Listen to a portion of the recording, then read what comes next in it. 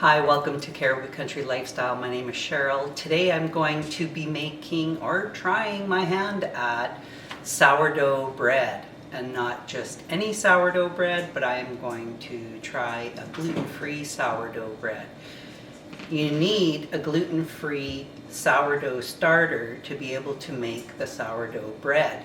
And the gluten-free sourdough starter is made up of your flour and water, which then gives it that reaction to ferment in the jar, and that's what causes your sourdough.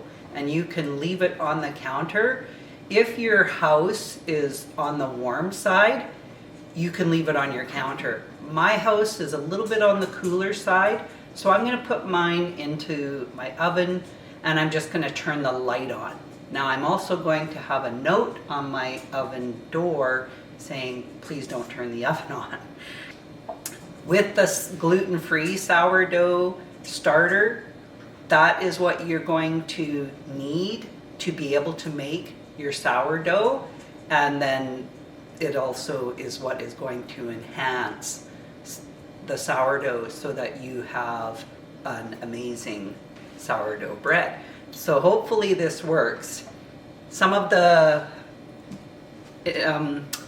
ingredients and supplies that you're going to need to do your sourdough starter is I have this is 1 quart or jar, mason jar.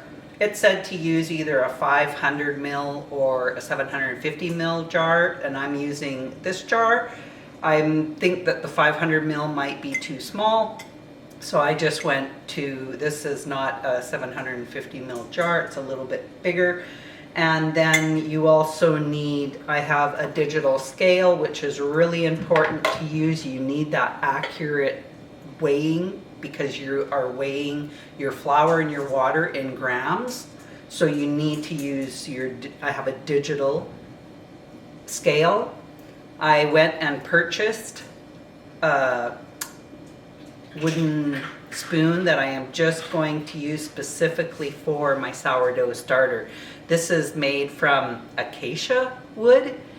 I think I'm pronouncing that right. And as I'm using this, if I find that I need to treat it, I can just use a mineral oil, and that is a food safe grade of oil that you could use for treating your wood. I also have a coffee filter that I'm using. I needed something with a breathable lid for the sourdough, so I'm using a coffee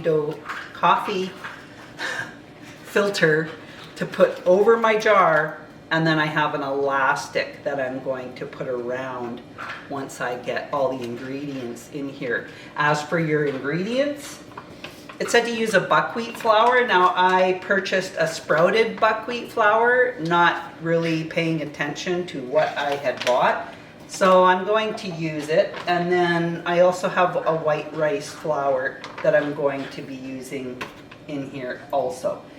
With this sourdough starter, I am going to be starting it. It's first thing in the morning, and then I will be feeding it again at dinner time. And I will do that every day, twice a day, over the course of the next few days. So to start, I am going to be putting in, well, first, let's set my digital scale up. I have it at 0 with the jar on the scale. Okay, so to start, I am going to put in 20 grams. And it said brown rice flour, but a friend told me that she had better results with the white rice flour. So I am going to use the white rice flour, and I need 20 grams. And that was too much, so there you go, you already know. There's 20. So I probably took out about a teaspoon. So I won't put as much of the buckwheat flour in.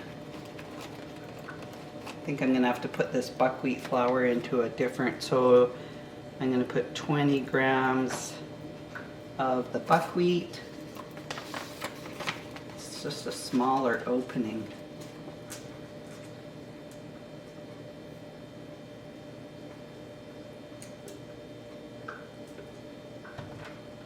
There we go. I have 20 of the buckwheat. Okay, and now I'm going to add 50 grams of the water. I reset my scale. My water was a little bit too warm, so I stuck it in my freezer just to get it to cool off. And this is filtered water that I'm putting in here, so I want 50 grams.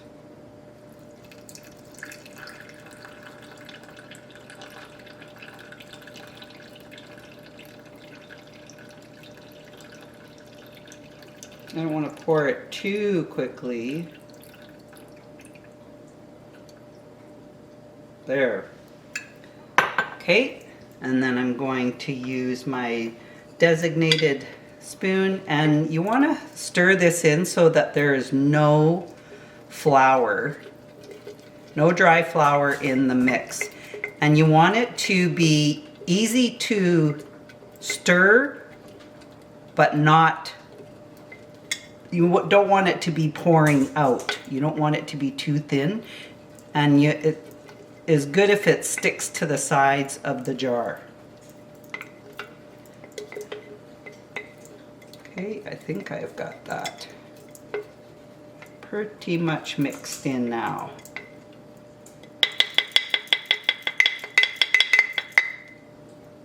Okay, and then what I'm going to do is I will put this coffee filter over the top, and then I'm going to put this elastic over the filter.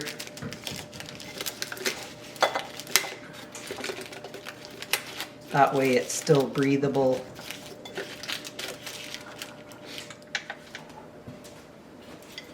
And then I'm just going to put this into my oven and leave it in there with the light on. And then that will stay there until dinner time tonight. So there you see, I have my little, I put it on this side of my oven because I have a double oven. So they could still use this oven on the top, which is the oven that we use a majority of the time. So I put the note on this side where the controls control the bottom of my oven. So hopefully, here's hoping. I've never done a sourdough starter before, let alone doing a gluten-free sourdough starter. And I just wanted to try it since my son is gluten and dairy free.